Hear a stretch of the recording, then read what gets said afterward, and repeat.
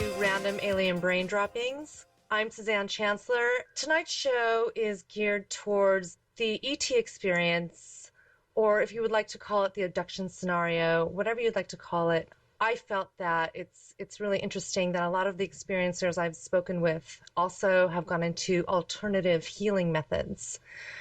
Now, I don't know how many of you out there have that had happen to yourself, but for me, I find myself delving into that. And so I would really like to give a lot of energy to that part of the phenomenon, as I feel that there's something happening with the conscious awakening here, and how these things might be able to enhance whatever horrible is going here on this earth. As we all know, there's just, I mean, you look around you and our earth is deteriorating, and anything that we can do to bring positivity back into our lives and to the earth, I think, is definitely needed, especially with the new awakening that's upon us.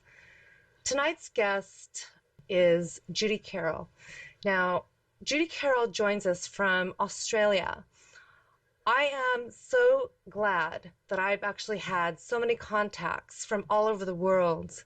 Last night it was Sweden, and who knows where it's going to be next week. But proof be told here that it's not just where you are, it's everywhere that these things are happening. It's global. So that being said, I would like to welcome Judy. Judy, welcome to the show. How are you tonight? Very well, thanks, Suzanne. How are you? Oh, I'm doing well. I'm just so excited to speak with you.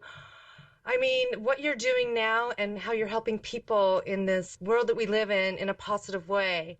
I commend your efforts for that, because there needs to be a lot more people like you out there to share this, and taking the time, your own precious time to do this is just well commended. So thank you again for sharing that. Now, I know that you've also written a couple of books, which I would like to talk about this evening.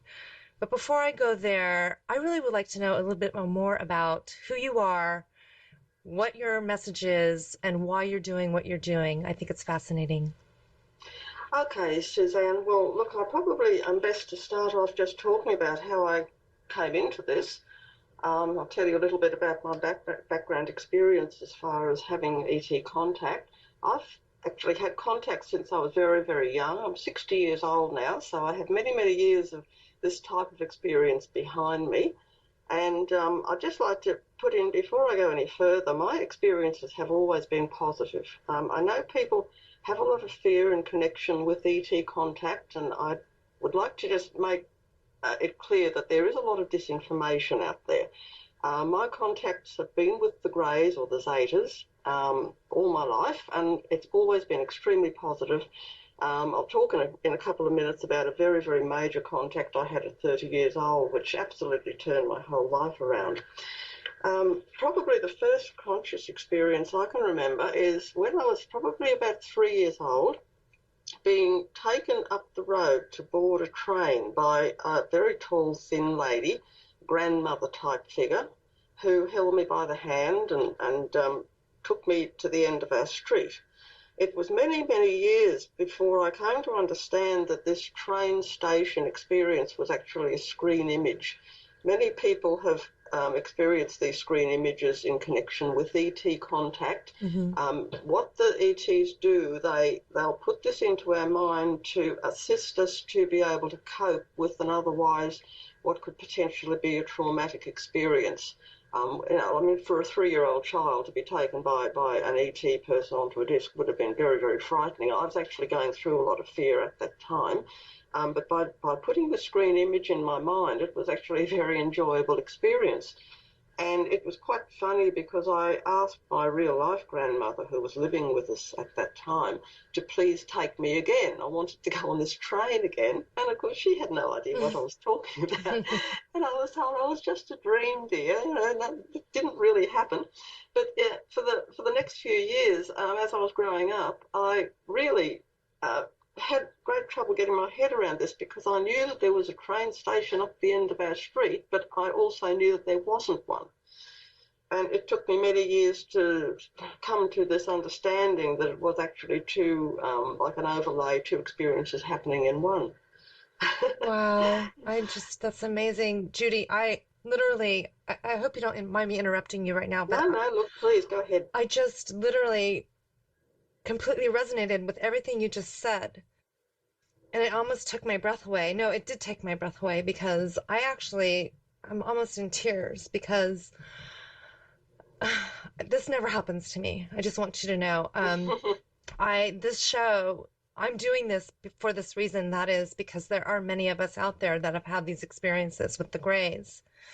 And you are probably one of the blessed ones that did not have the trauma that was associated. And if you did, it was a screen memory, or they blocked that memory by giving you this image.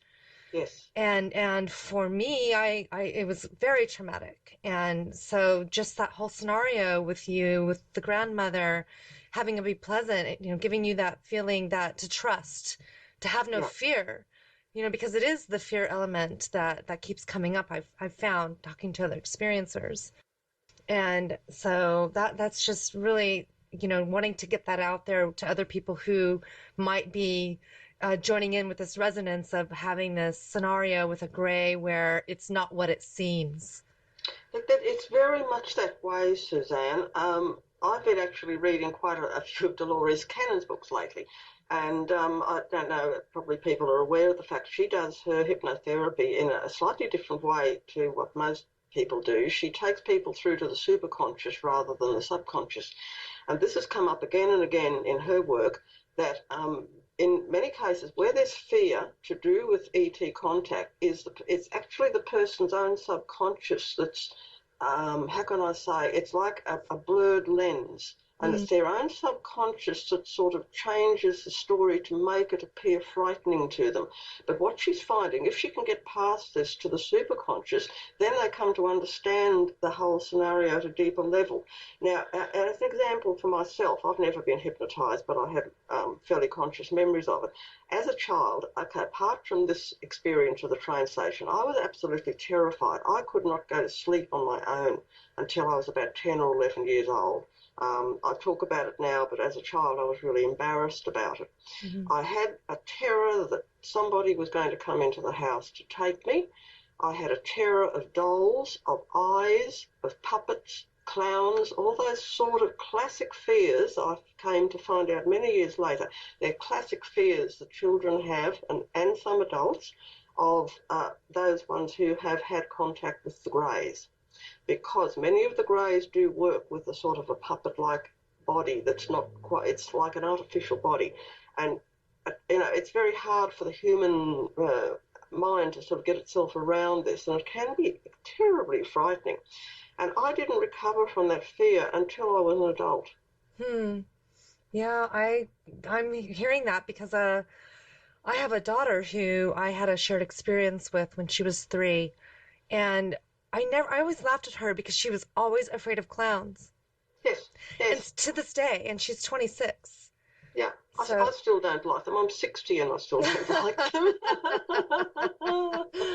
so now the Zeta message. Now the Zetas are obviously the Greys, and pardon me for sometimes I might sound like I don't really know a whole lot about this, and that's pretty true because I've just started my own research for the past 2.5 years or so. So the Zeta message was the message that came to you from the Greys, and you spoke about Dolores Cannon and the superconscious. Well, I am familiar with that because I too just started reading her book, and I think you had mentioned this prior with me, and that was when she does her regression, she goes past to the superconscious, and when you're saying that, it goes past the fear scenario and getting past to where you are in that moment and getting past to who you were before this. Is that correct? Yes, that's exactly right. Okay. It's like, getting right through to the truth, the greater reality of the situation.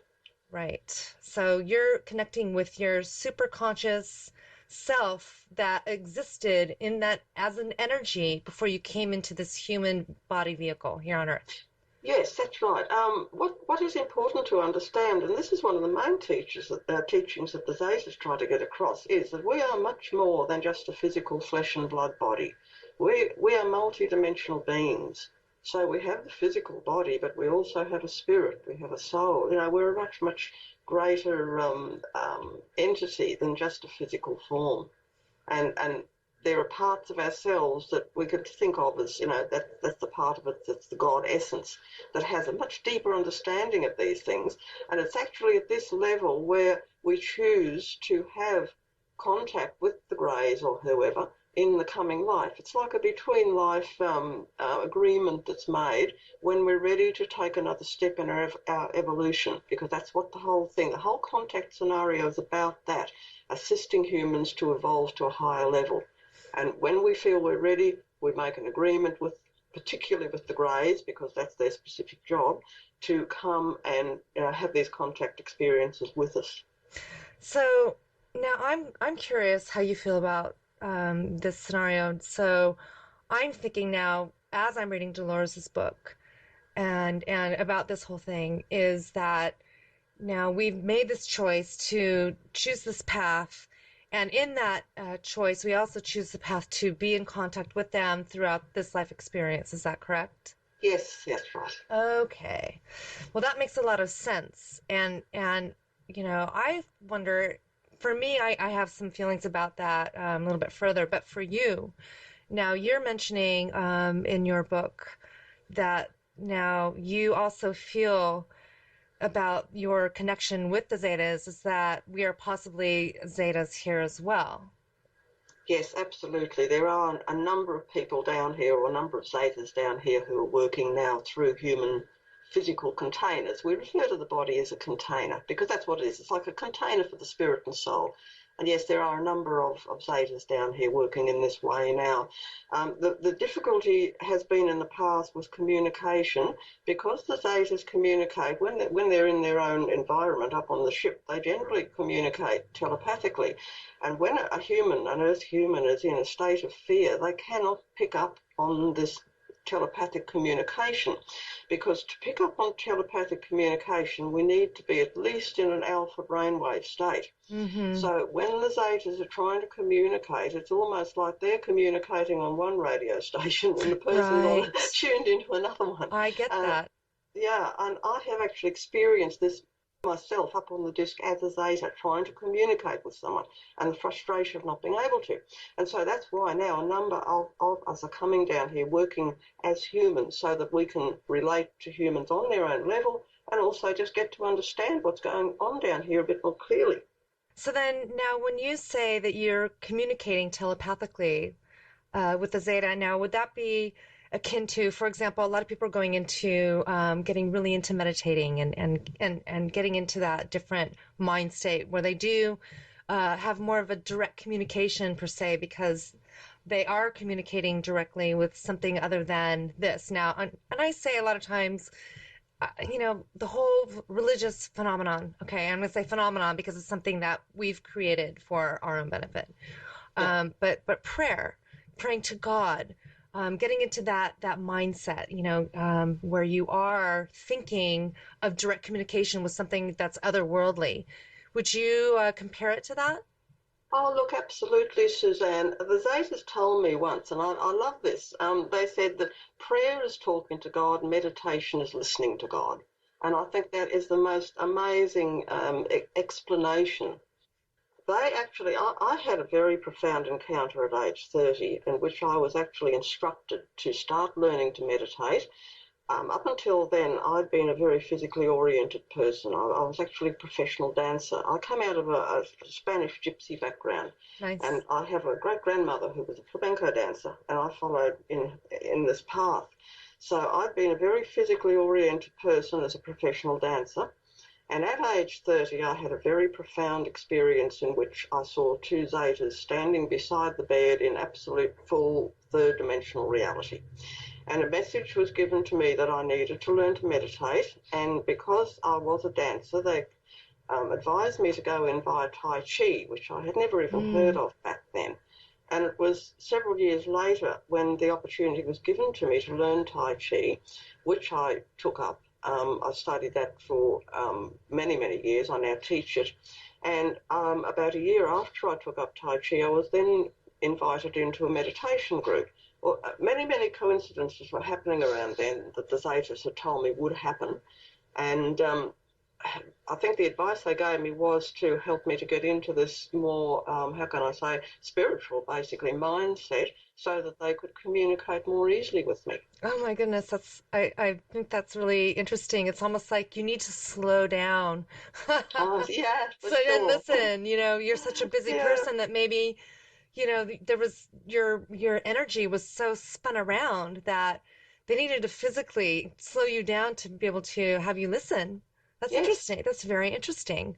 yes. So then, why do you think that they're here? I mean, at that point, obviously you had communication, but then, you probably started thinking, well, wait a minute. Okay, great, but what is the reason for this? Okay, well, why they are here is because planet Earth is shifting. We all talk about this shift from the fourth world to the fifth world, and the planetary shift last December. And I mean, people have been talking about this for a long time. So what is happening? Yes, the planet is stepping up to the next level. What I'll do, Suzanne, I'll just backtrack here a little bit and talk about a teaching that the Zetas gave us on a thing they call a human ladder, and this explains where we're actually evolving as humans because the reason why they're here is to assist us with this evolutionary process. Now, during the contact experience that I've been having over the last 10 years or so, they started talking about this human ladder, and it's a term that the Zetas use for the path or cycle of evolution that's followed by all human type species through the universe. Now, they talk about this human ladder being comprised of 10 what they call galactic levels, but they're not galaxies or physical places as such. They're rather ascending levels of expanding conscious awareness. Now, Earth humans are only on the first rung, so we're able to access approximately 10% of our potential conscious awareness. As psychologists would tell us, we use about 10% of our mind. Hmm. Now, I emphasize the word conscious here as opposed to subconscious or superconscious because this is the key to where we're evolving as humans. As we progress up through the 10 levels over the span of many, many lives, more and more of our DNA will be activated through this and we'll be able to consciously access or perceive higher energy frequencies. So, in other words, we'll eventually be consciously aware of higher dimensions, just as we're now aware of third dimensional reality in which we operate here on Earth. The Zetas are much further up the ladder. They can access about 50 to 80% of their conscious awareness. The ones even higher up that we think of as angels, they're about level 9 to 10, right up the top. So they have 90 to 100% conscious awareness. So in other words, they're fully awakened to what could be called divine or cosmic awareness or consciousness.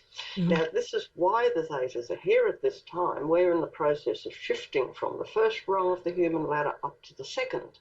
So they're assisting us to open deeper conscious awareness Okay. like up to 20%.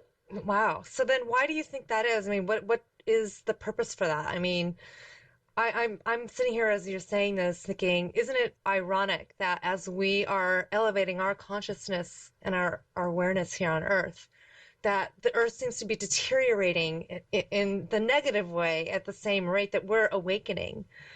Yes, well, it's quite interesting that point's been brought up actually in Dolores Cannon's books, and what a lot of people that she's interviewed or her clients have come up with is that there's sort of almost two Earths being created. It's becoming more and more polarized, and eventually some will remain where they are and others will step up. Hmm. I don't quite really know myself. I think that it's a very, very slow process, and I think what's happening is that it's almost like a last gasp by the negative, energy down here to try and hold on. Because, I mean, when you think back 20 years ago, people have grown hugely, even in the last 20 years. There's much more understanding, much more empathy. People are starting to wake up that, hey, we don't need all these wars and things. They're waking up to all the political stuff and even governments and church, all the big business stuff that's gone on over millennia, basically controlling people. And people are starting to wake up to this. So people are becoming more consciously aware. It is happening. Yeah, and I think that obviously the powers of the internet, thank goodness for that, and we're more able to tap into things that we need the answers for at the stroke of a key. and having these interviews and writing these books, and just people are starting to be able to read books on the internet. Yeah. And so everything's at our fingertips. Everything is readily accessible. And it's helping all of us to awaken at a quicker pace than maybe it was 20 years ago or 30 years ago as well.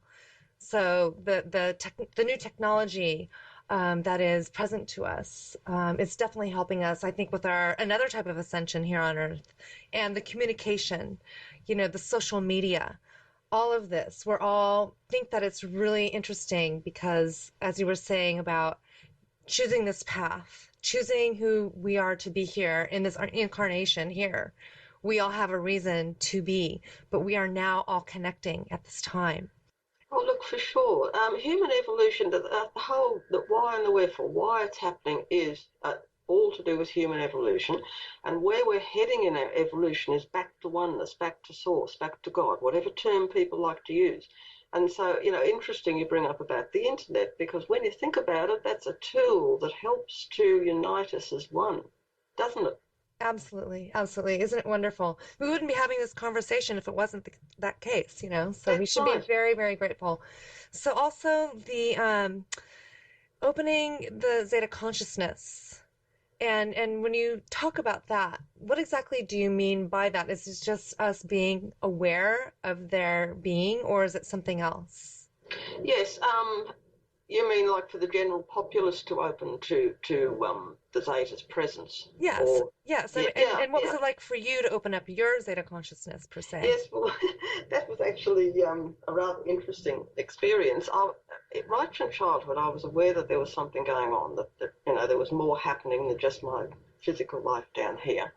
Um, and as I say, it gave me a lot of fear as a child until I started opening up and becoming more conscious of, who I was dealing with. I'd always, all right from my teens, probably been aware of having this teacher around, a teacher in spirit. And I knew that he wasn't human. I knew that, and that didn't worry me. I didn't have a problem with that.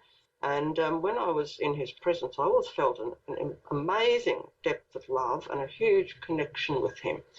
And about a week before I had the big experience at age 30, when I saw them standing beside the bed, I actually had a dream experience, which I now know was actually happening, in which I was sitting with this teacher on the bank of a stream, and he was talking to me and just starting to explain to me about exactly who I am and why I'm here.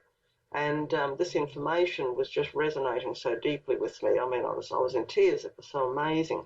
Hmm. And he then appeared on that day when I saw them beside the bed. He was one of them who was standing there. So it was like suddenly I woke up, and it was like a family feeling.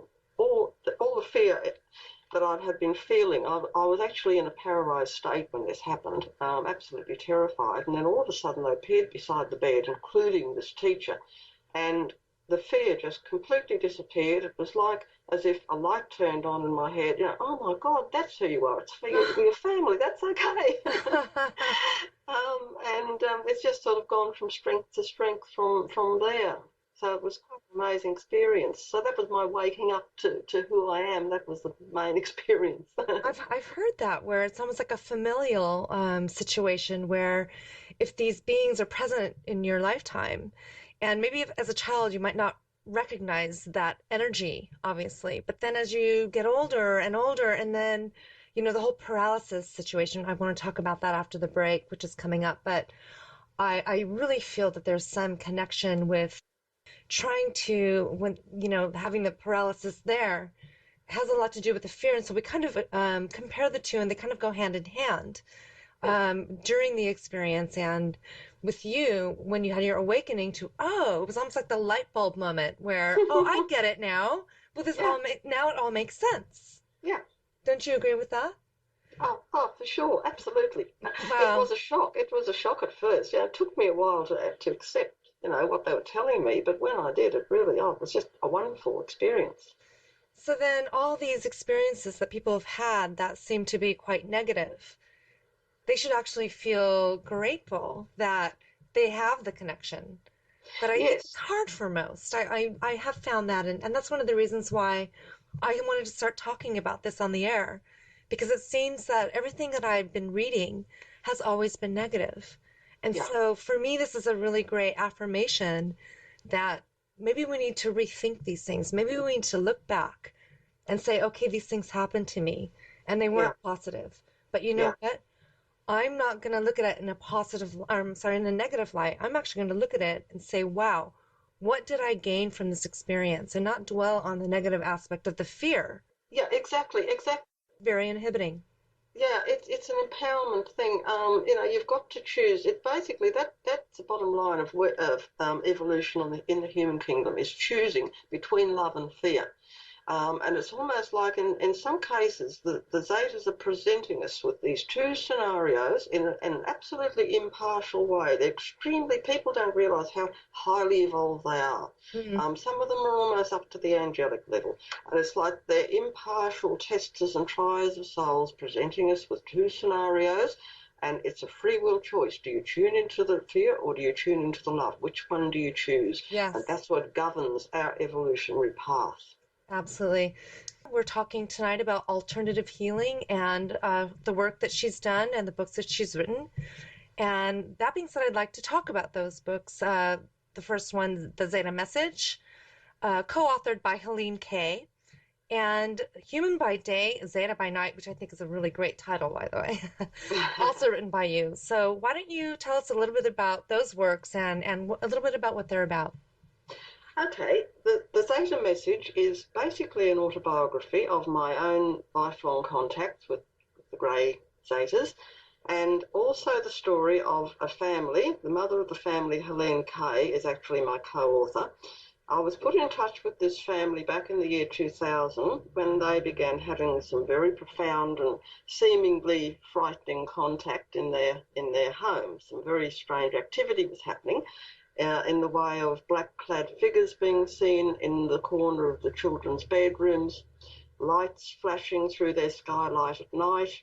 Um, on one occasion, a strange dog materialised inside their house when it was all locked and their own dog was outside, and it disappeared into the younger child Ben's bedroom, never to be seen again.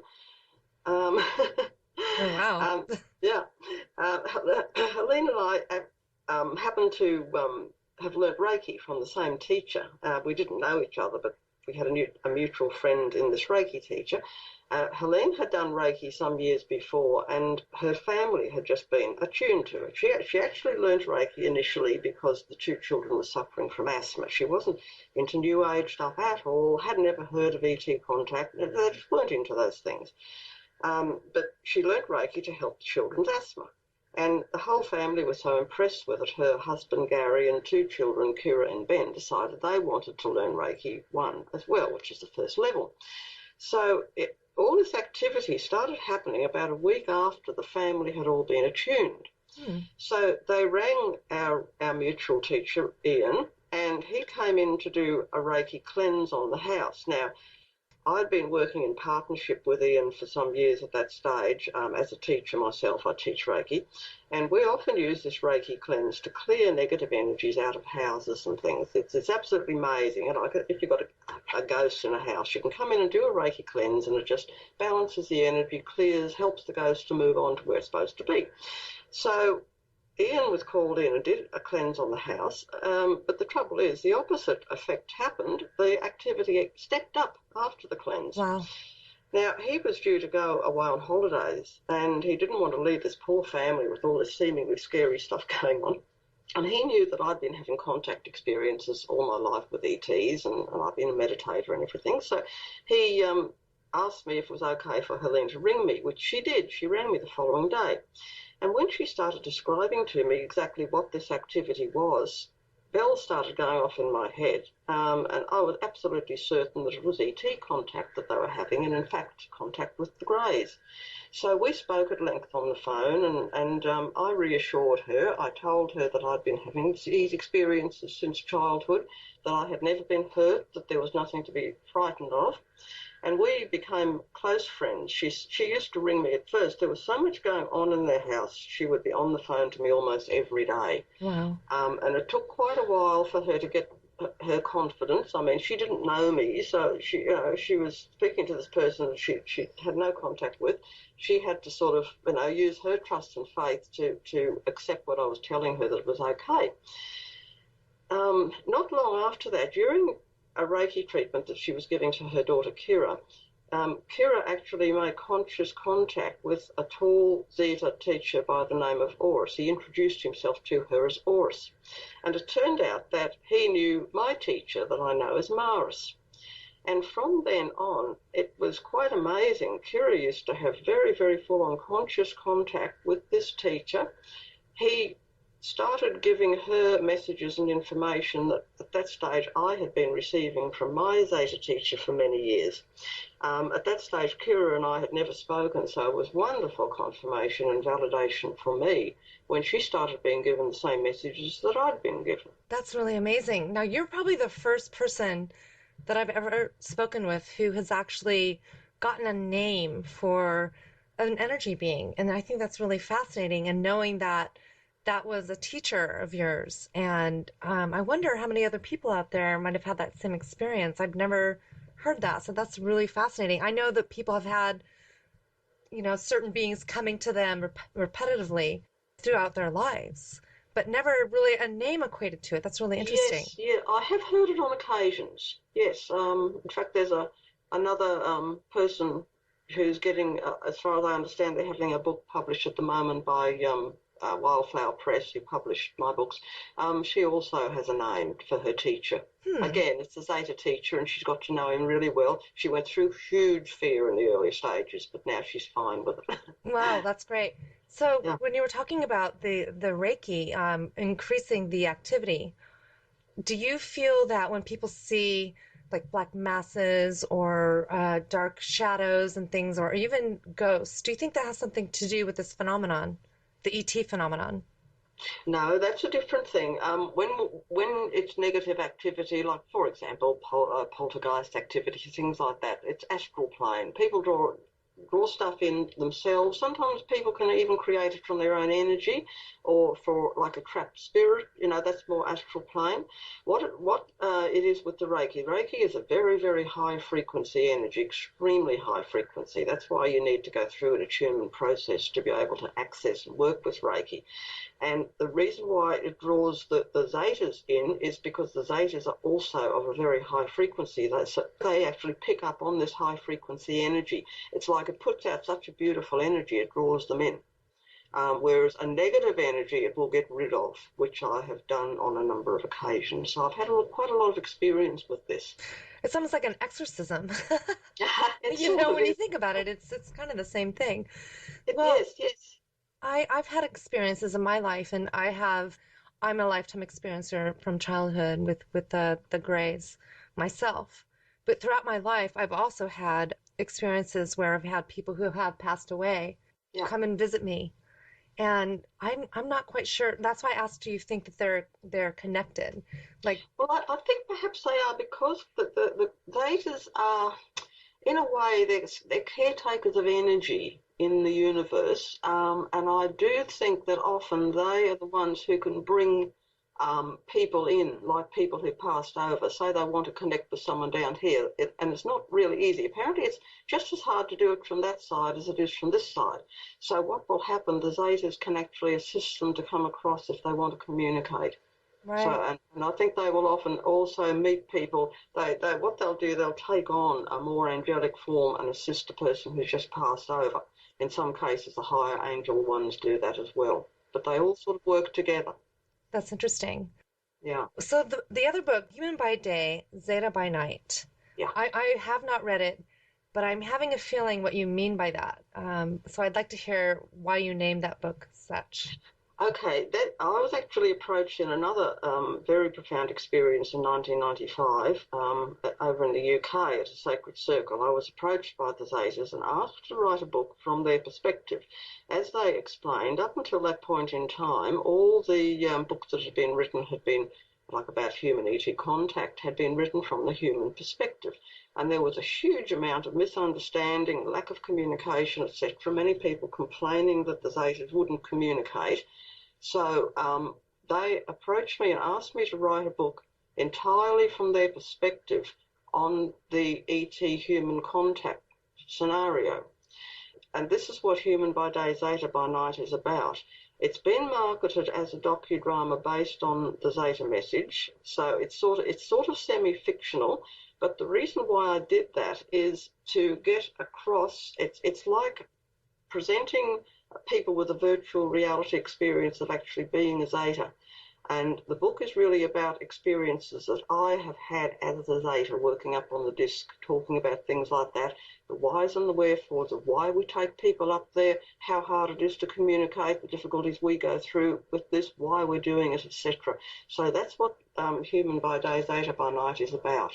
Wow, so you obviously were on a craft then. So Oh, I have been many times. why don't we talk about that? Because I don't really think a lot of people know a lot about what it's like. And I have actually been on a craft as well, but I have not heard a lot of people having recollections of this experience. So I would love to hear yours. Right, yeah, yeah. I actually very, very clearly remember a very, very interesting experience up there one night. I was in Zeta form, and I went to go into what people refer to as a clinic up there. And as I walked around the door, there was a human man lying on a table. He was sort of semi-paralysed, but he managed to turn his eyes towards the door as I came in. He obviously realised someone had come in. And the look of terror on this poor man's face was just awful. And I remember at the time really, really struggling, trying to communicate with him and saying, look, it's okay. You've been here before. We know each other. I'm not going to hurt you. It's just me. Don't be scared. In fact, we had him up there to do a protective procedure on him. But I could see there was no way. It was like he had this fear cocoon around him and there was no way I could get through it, which was very, very frustrating. Then went into the clinic. There were three of us working on him, and I was actually working on his head, removing a negative implant that's been put in down here. There's actually a group down here who are pretending they do fake ET abductions, alien abductions. And yes, they are very traumatic and awful for people. And he was being subjected to this, and they had actually put an implant in his head. And I was very consciously aware while I was doing it that we were doing this for his protection to get this implant out. Okay, let's talk about that, Judy. I have done a lot of research about that, and you're saying a group basically down here is mimicking these beings, saying that they're doing this for whatever reason and putting these implants in people. Yeah, And it is a traumatic experience, and I have had that happen to me as well. And I've been very skeptical about this from day one yeah, because for me, it didn't make any sense. I'm thinking, why would I need an implant, as people would say, for a tracking device? Okay. They yeah. wouldn't need to have a tracking device on anything or anyone down here on this earth. So I know that it's definitely non-organic. So what do you make of that? Yes, okay. The genuine ETs are putting implants in. Generally, what they do, they put them into our chakra system, our energy Right. system, and they are often put in to help to bring the energy system back to balance. So they're often for healing purposes.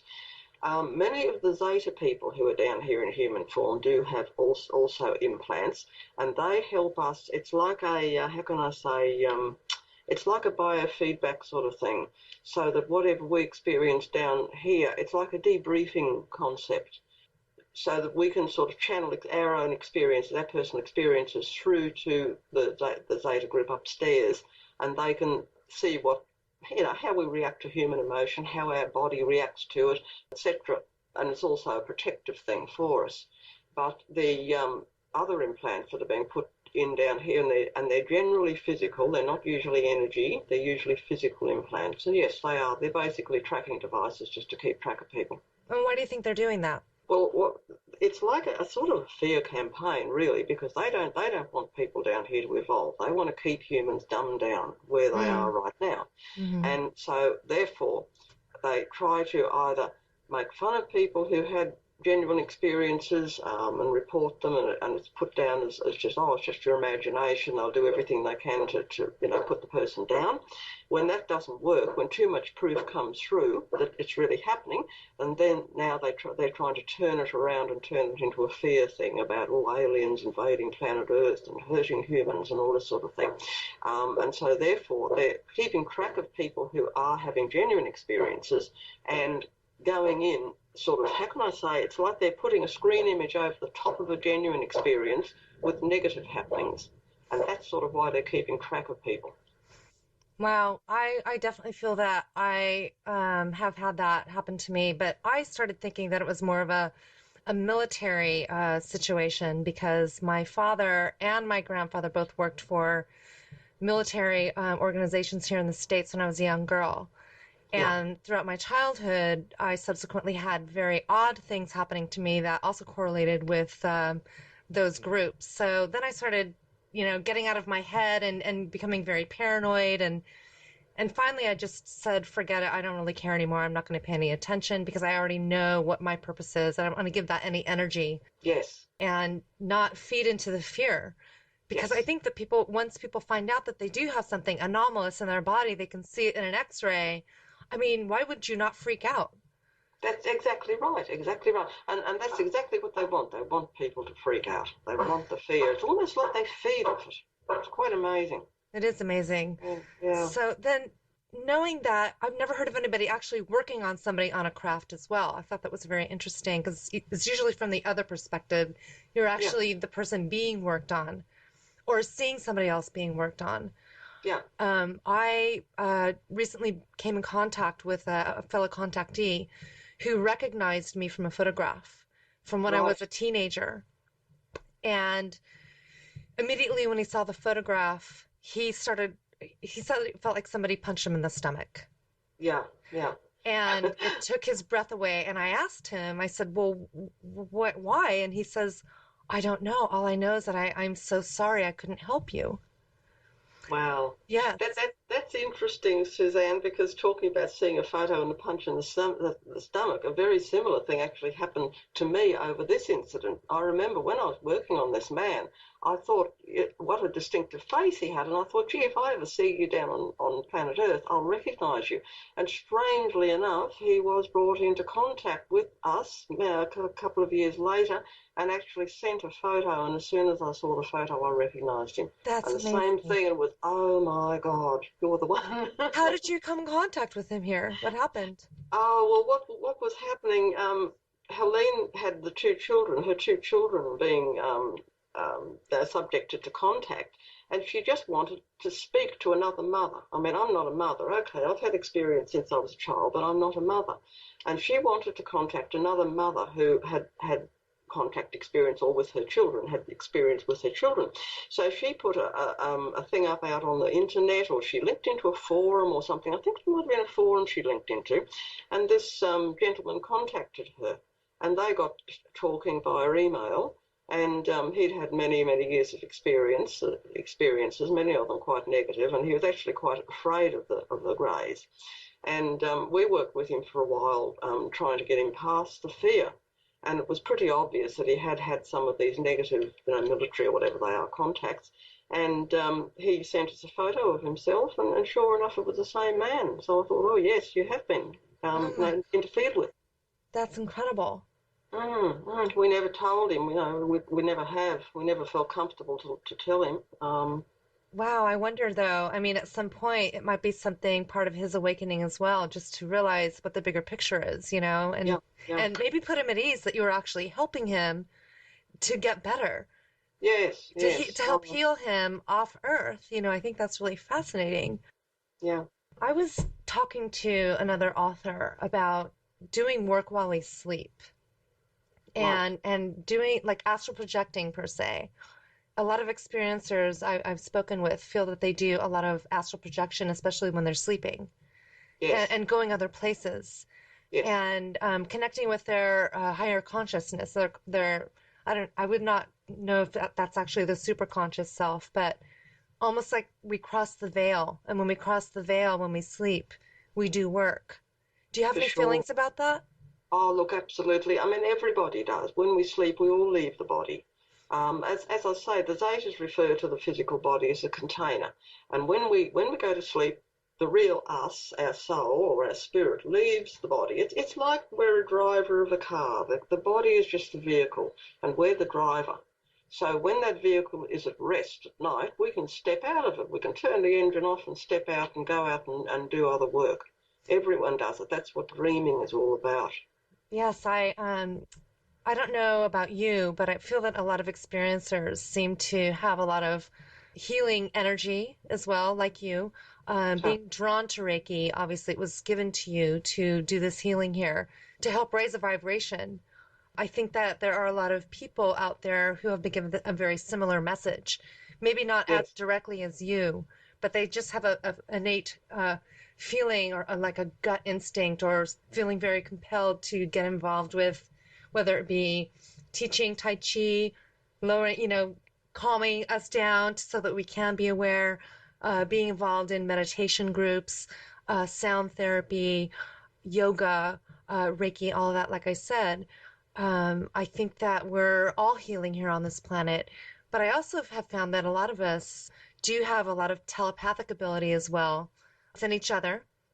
Also, psychic feelings, lots of high strangeness, lots of synchronicity, and a lot of precognition, like yeah. seeing ahead. Do you have any of that as well? Oh, yes, I do. I mean, I don't call myself a psychic, but I certainly do pick up on things. I'm very sensitive to people's energy. I can feel energy. I don't physically see auras, but I can sense them. I think also why a lot of people are going through this, what people need to realise is there are a lot of interplanetary people down here right now, along with the Zetas, helping out down here in human form. It's like a massive universal project trying to help planet Earth up to the next level. So I mean, we're all down here lending a hand. Most And of us. oh, yeah, yeah, for sure. So that in many cases, people who are drawn to healing are people from either other planets or other dimensions who are down here um, on this project, all of us working together, trying to shift the energy up to a higher level. Like for example, I know that there's a little bit of a racist thing out there because the Zetas look different. They're often labelled as the baddies and the Pleiadians because they look more like Earth humans. They're the goodies. But what people don't realise, there's not that sense out there. There's much, much more oneness. So, for example, the Pleiadians and the Zetas work very closely together. I mean, we're the best of friends. And up on the mothership, there are many, many different ET races all working together. Everyone helping each other out. We all have our specialties. Everyone focuses on their job, but we all support each other. But do you also feel that when I think about the different races, it's so strange to me because as diverse as we are down here, I believe that that's the case up there as well. But I think there's also some good and bad in everything. And there might be, different subgroups that might not necessarily be. For example, you're saying the Zetas that are doing the implants not for a good purpose per se. So there are little deviances, I think, here and there that maybe we wouldn't really quite understand because there's so much to wrap our head around. It's important here to understand people use planet Earth as a yardstick to judge the rest of the universe. Now, it's important to understand planet Earth's right on the very first level. So there's a lot more duality and negative stuff going on down here than there generally is throughout the rest of the universe. Yes, I know there's good, bad, and indifferent, but as you go further up towards where the Zetas are, there's not quite that polarity. So all the really negative stuff is coming from right here on Earth or from our own astral plane. It's not actually, I know people talk about all these negative ETs coming here doing this. It's not quite like that. Right. That's a lot of the disinformation that's been put out. The ETs who are coming here are okay. Okay, there are some who have more understanding and knowledge than others. And yes, I'm sure there are instances where younger greys have done things that like they might be a little bit rough in the way they treat people or things like that. But I mean, that's why ones like me are down here to try and learn more so that we can get our act a bit better. But any really definitely negative stuff is coming from down here or our astral plane. Right. That's Yeah. interesting. So we were talking earlier about the aura. And I know that you have a lot of a lot of videos on YouTube, and one of them you were telling me earlier is about an oral cleanse, and I'm really interested about that. Can we talk about that?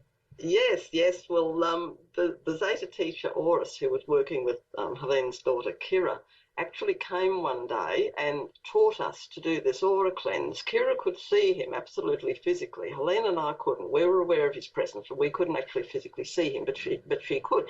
And what he did, he actually went through the whole Reiki course with us and just corrected a few little points. There wasn't that much that was wrong, but I mean, Reiki was brought from Japan to America or to Hawaii during the Second World War, so stuff was left out of it. So he actually went through the whole course and corrected a few things, and he taught us to do this amazing aura cleanse that has 13 steps. And we've put it up on YouTube so people can learn it, and we teach it in our Reiki seminars, but you don't have to be a Reiki person to do it. Anyone can do it. But this was very interesting because I was down at Helene's place when this was happening. And after they took me back to the station to come home, they went home and decided to practice this aura cleanse that we'd just been taught. And Helene was doing it on her daughter Kira. And all of a sudden, she heard this really loud, powerful voice say, "No, fingers together." And she had her What? fingers apart, and she got such a shock. And it just didn't even gel with them for a moment. They thought it was someone outside. So Kira ran outside and looked around, and when it happened, all the dogs in the street started barking, Oh my except God. for their dog. Oh, And the funny thing is, just to backtrack, before this had all happened, Kira had expressed the wish that we could hear Aura. She said, "I wish you could just hear his voice or see him so you'd know I'm not making this up." oh my But God. we believed her. But anyway, so Helene heard this voice. And suddenly Kira came running back from the front door. "Mum, you heard Aura's. That was Aura's. It was Aura's voice." So here's poor Helene almost scraping herself up off the floor. She got such a shock that she actually got to hear his voice. So I would equate it as to being almost a group sighting when people might see something in the sky, what have you. But they had a group communication. So Judy, let's talk more about that scenario. Yes, yes. As I was explaining, we were taught this aura cleanse by our Zeta teacher, Auris, and Helene had gone back to practice it on her daughter after he left, or we thought he'd left, and she was practicing with her hands apparently not quite right, and all of a sudden she heard this really loud voice, "Helene, fingers together." And they thought it was something from outside, somebody out in the street Oh my God. talking. All the dogs in the street began barking, except their dog. And all of a sudden, it dawned on them that no, it was actually Auris who'd said it. Wow. Because I mean, who out in the street would walk past your house and say fingers together? It just didn't make sense.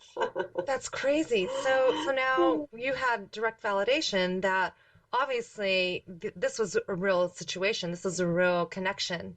Yeah. And more than one person would be able to validate that. So that's really fascinating.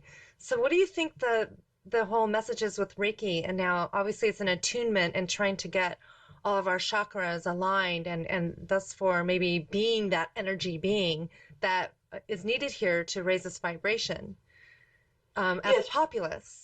Yeah, yes. Well, that's right. All these type of healing natural therapies, Reiki, as you were saying before, yoga, Tai Chi, Shiatsu, acupuncture, they're all aimed towards the same thing, and that's getting our energy system back in balance. And this is part of what the ETs are here as well to try and help with, because the more balanced we can become in our energy system, the easier it is for us to evolve. And evolution in the human kingdom is a mind expansion process, expanding our conscious awareness. So it's really important that we try to keep ourselves balanced.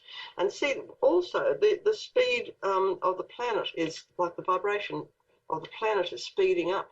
And this is why we see a certain amount of chaos happening, people speaking very fast, unable to pack everything into their lives. It's like our lives are speeding up more and more. And the only way to handle this is to go back to some sort of spiritual practice. And this is why the Zetas advised me to learn Tai Chi and meditation, Reiki, etc. So when you say speeding up, that's funny because ever since I was a child, I was so busy, just like you. Yeah. I ran track for like 18 years of my life. You know, I was running. Then I was on a speed skating team. So then I was, Right. competing and just rush. I couldn't sleep at night, and I would stay awake until all hours. And my mother would tell her friends, "Oh, it's just because she feels like she's going to be missing something." And so I'm always wanted to be in the conscious state, even as a child. Yeah. And even now, I mean, in my present situation, I'm a night owl. I mean, I stay up until the wee hours of the morning. And ironically, the person who I connected with, the one who saw my photograph, is also a Reiki teacher. Right. And Interesting. so yes, so we connected, and it was I mean, it was, I know that we've known each other before, without a Yeah. doubt. Without a doubt, we have been reconnected for whatever reason. We're not quite sure why yet, but we feel that there's a sense of urgency, like something really big is happening, and so he's really focusing on his Reiki right now, Yeah. Good. and keeping us calm, because even to this day, I will stay up until the sun comes up, and I'm not tired. So Right. I'm trying to center myself. And is there any advice you could give me on that matter? Well, Reiki is wonderful for that. I was only just teaching a Reiki one seminar at the weekend, and when a person's attuned to Reiki, whatever level you're attuned to, you go through what's called the 21-day cleanse afterwards, in which you have to give yourself Reiki every day. And of course, people are so busy now, and they're all working. So people are saying, "Well, how can I do that? Because Reiki one level, it's an hour treatment, and oh, I can't fit another hour into my day." But as I say to people, 1 hour of Reiki is the equivalent of about 2 hours sleep. Wow. So if you can't sleep, give yourself Reiki. That's the advice I give to Reiki people. And I also find if I wake up during the night, because I have to sleep at night because I work up on the disc, so it's a bit of a worry if I can't get to sleep. Mm. So I give myself Reiki to get myself back to sleep.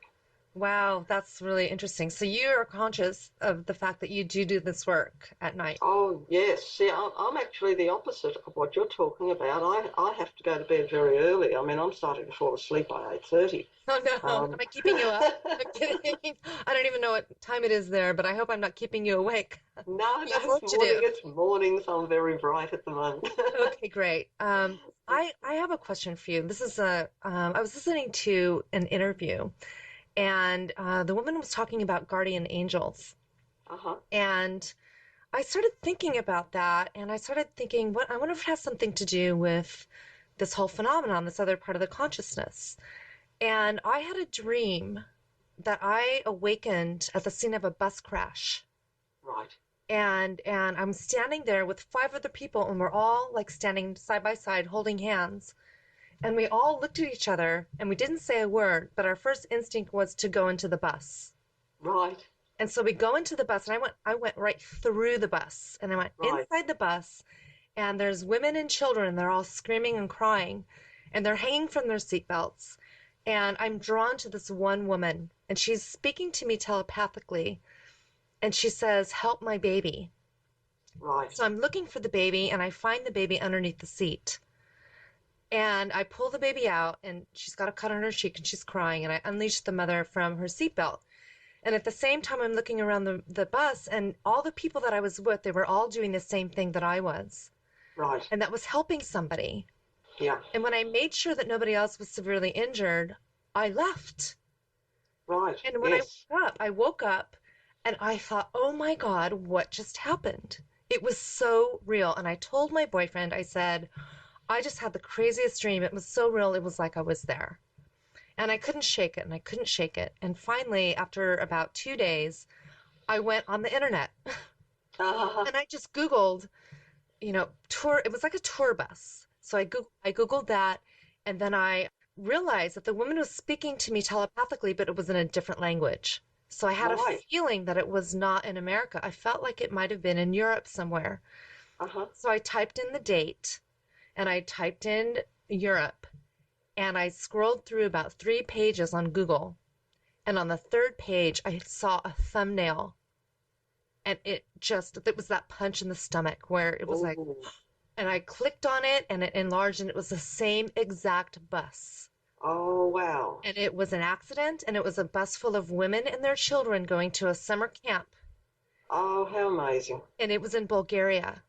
Wow. And I had the chills like I do right now all over my body because I thought, oh my goodness. And the one thing that was strange is that it said that there was one fatality. And I thought, oh my God, how could I have missed that?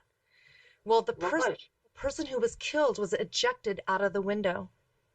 Oh, So I didn't see it. gee.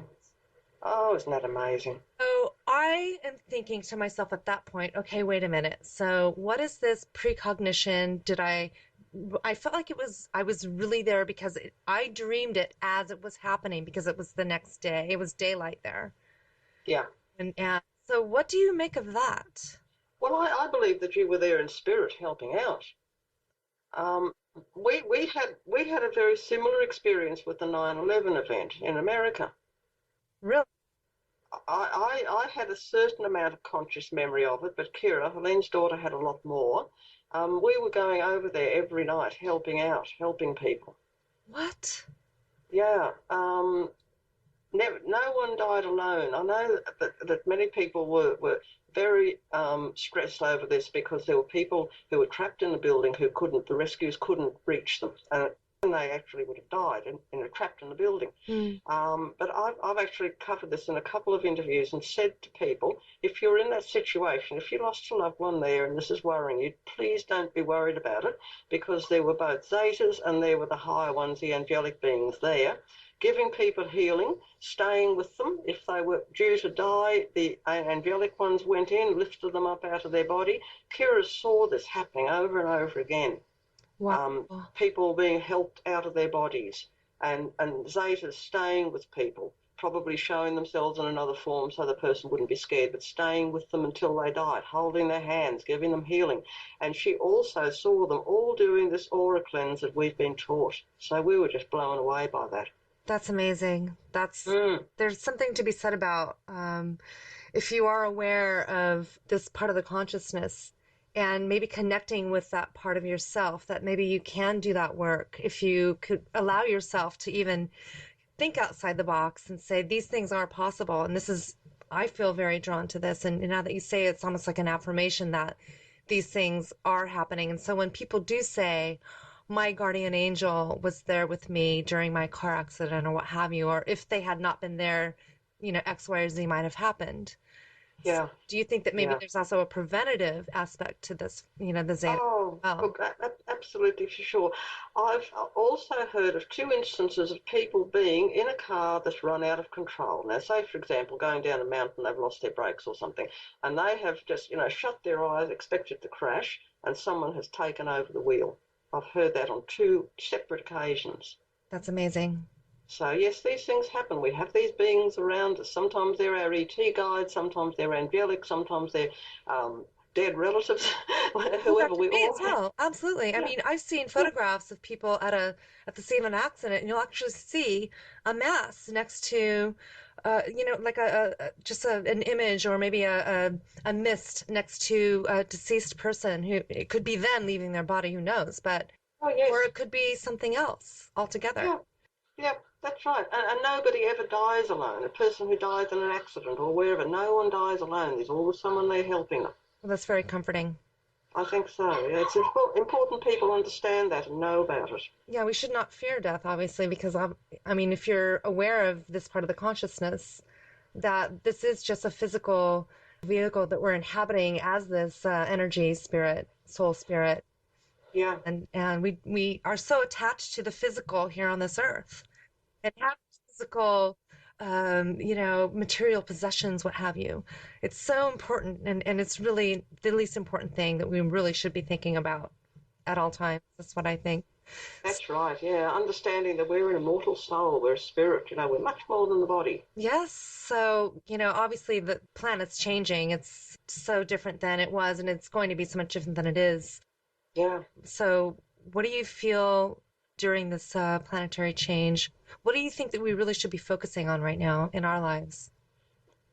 I really think trying, however, like whatever we follow, whether we're Christian, whether we follow alternative spiritual paths, it doesn't matter.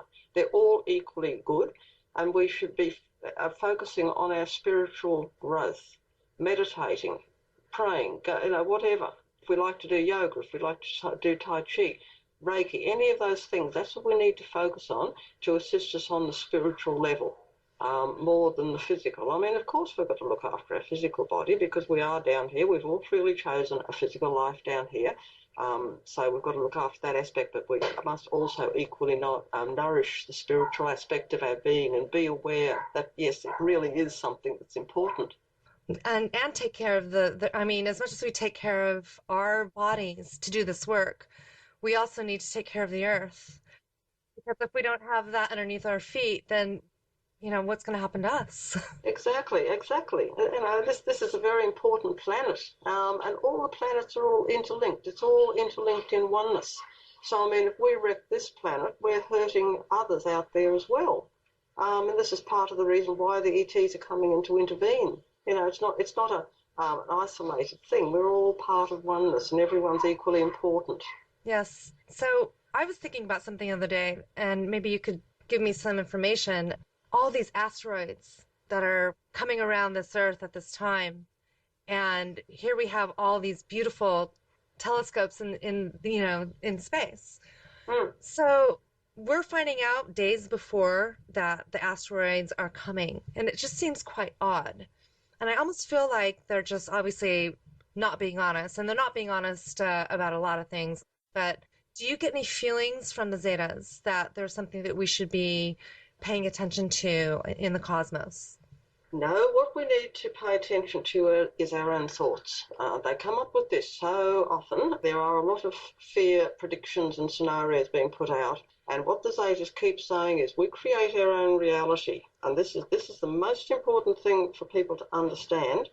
It's a free will choice that people need to make at this time. What sort of future do they want to create? Individually, also on a planetary level. The Zetas do, and other ETs I believe as well, do offer a certain amount of protection on the planet. So nothing will happen that isn't supposed to happen. I agree with that. Okay? So if we start focusing too much on fear, oh, we're going to get hit by an asteroid, oh, this is going to happen, oh, that's going to happen, we will create that reality for ourselves. So the idea is to mind your own thoughts. We can't change the planet, but we can change our own thoughts. So it's individual thought that is the key to a better future. What sort of future do we want for ourselves? Do we want a happy, safe future, or don't we? So it all starts with ourselves. So I agree with that. I just saw a video the other day, and it was talking about that we do create our own reality. So if we live Yeah, in fear, our reality is going to be based on fear. that's right. If we look at all the possibilities, open ourselves up to the positivities around us, then we will surround ourselves with positive light and light energy. Yeah. And living that clean life really does say a lot to our vibrational energy as well. So things that you've learned from the ETs are for yourself as well as others. And the things that you're doing are the things that we all should be doing. If anybody else out there listening to this has something else to share, but maybe doesn't have the skills or maybe the need to feel to write a book, what have you, but would like to connect, how might they do that, Judy? Okay, they can connect through our website. We actually have two websites. Our main website is ufograyinfo.com. UFO Grey Info is all one word and grey is spelt with an E. So they can go in via that website. There's a contact part in there that they can contact me. We also have the zetamessage.com, which is our book website. So they can check up on things there too. We have our YouTube. You can get in via the Zeta Message. Done a number of YouTubes. The Aura Cleanse is one. Helene and I have done some interviews. She sat down and interviewed me, like we're doing now, That's asking me great. questions, and I've answered them. So we've got that up on YouTube. Helene Kay also has her own Facebook page in connection with all this. That's also, you can get in via her name, Helene Kay. That's Kaye, or also the Zeta Message will get you into there as well, into our Facebook. That's great. So, That's yeah. great. So then do you also do remote Reiki?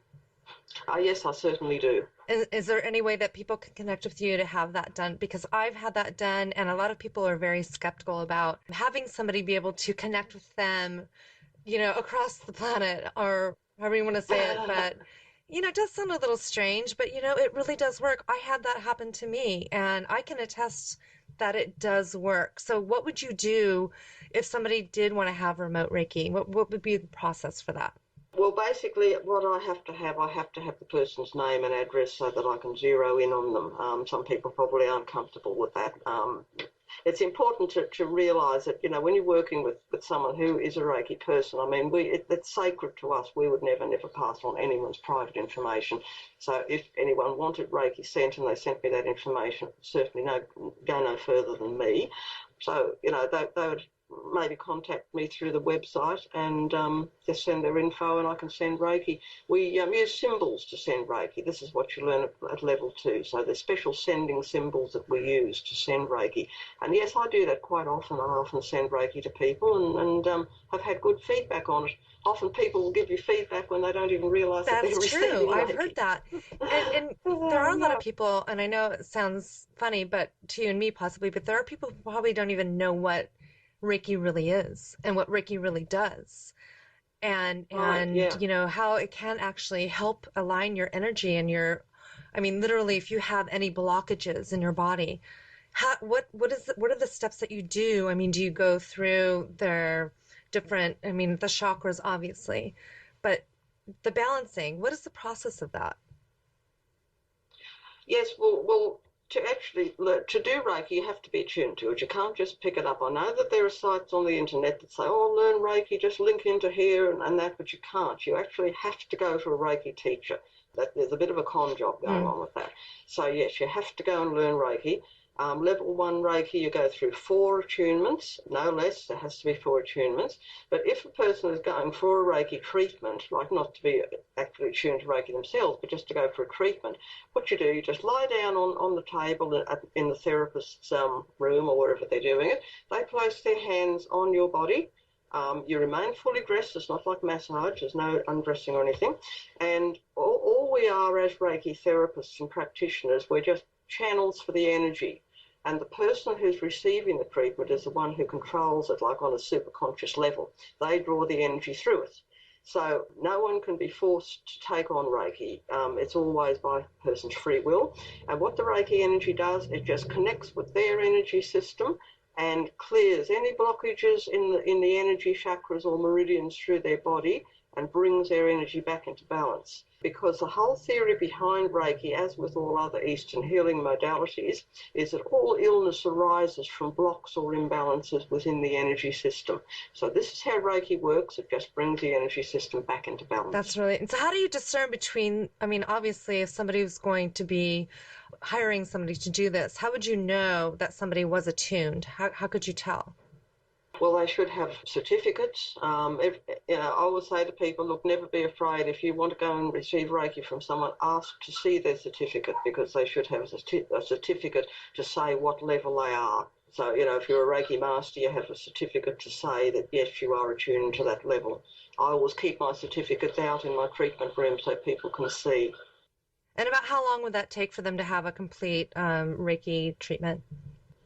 Treatment usually takes about an hour. I allow an hour.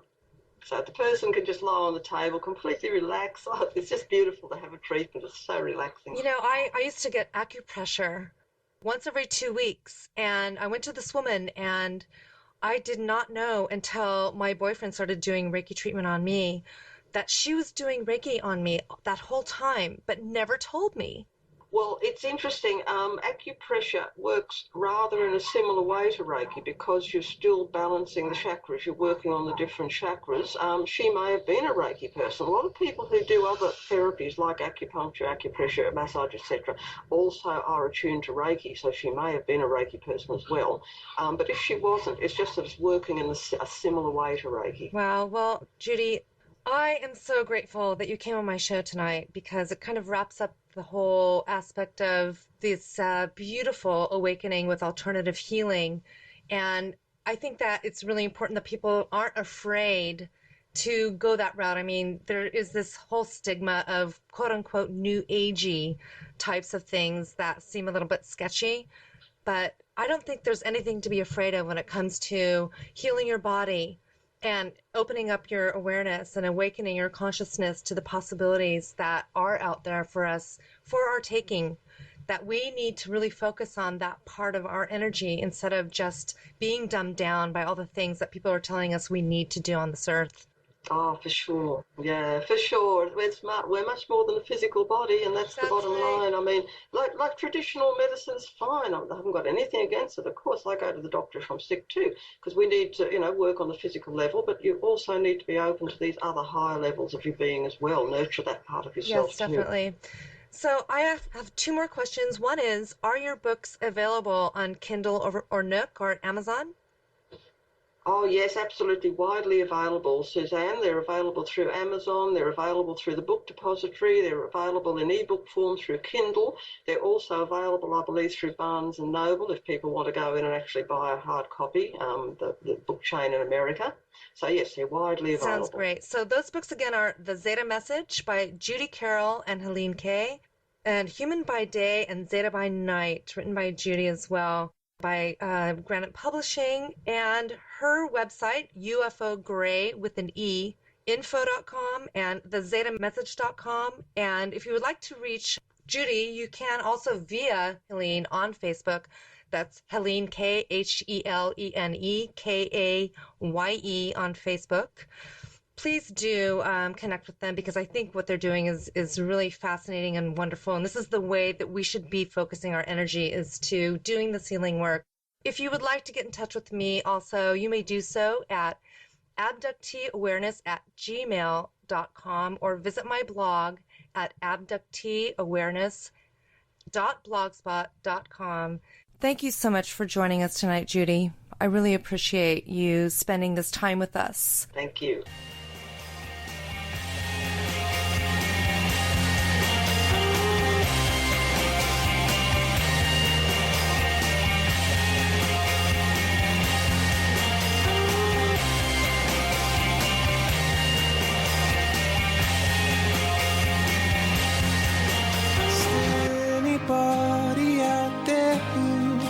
Lost and hurt and lonely too. Are they bleeding on your colors into one? And if you come undone, as if you'd been run through some catapult that fired you, you wonder if your chance will ever come, or if you're stuck in square one.